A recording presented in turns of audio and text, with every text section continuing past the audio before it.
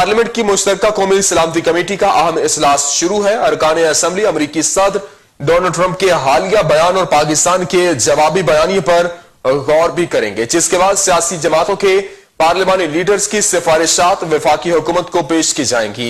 आपको अहम खबर दे रहे हैं, आपको बताएं कि अपने वकार पर कोई समझौता नहीं करेंगे, ख्वाजा आसिफ की जानिब से यह कहा गया। इसी हवाले से मजीद बात करेंगे। हमारे साथ मौजूद हैं जमीर हुसैन। जमीर हुसैन, बताइएगा, आज अमरीकी सदर डोनाल्ड ट्रंप की धमकियों के खिलाफ उसकी सूरत हाल का जायजा लेने के लिए पार्लियामेंट की मुश्तरका कौमी सलामती कमेटी का इजलास जारी है। तफसीलात से आगाह कीजिएगा।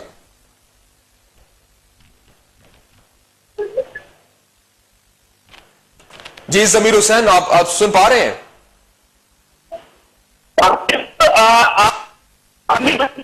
की कौमी सलामती कमेटी का इजलास हुआ और इस इजलास की सदारत स्पीकर कौमी असम्बली सरदार एजाज सादिक ने की और इस इजलास में वजीर मुकम्मल तौर पर ब्रीफिंग दी है और ट्रंप का जो बयान है, जो पॉलिसी है, उस पर ऊपर उनका कहना था कि अस्करी और जो फौजी क्यादत और उसके अलावा सिविल क्यादत एक प्लेटफॉर्म पर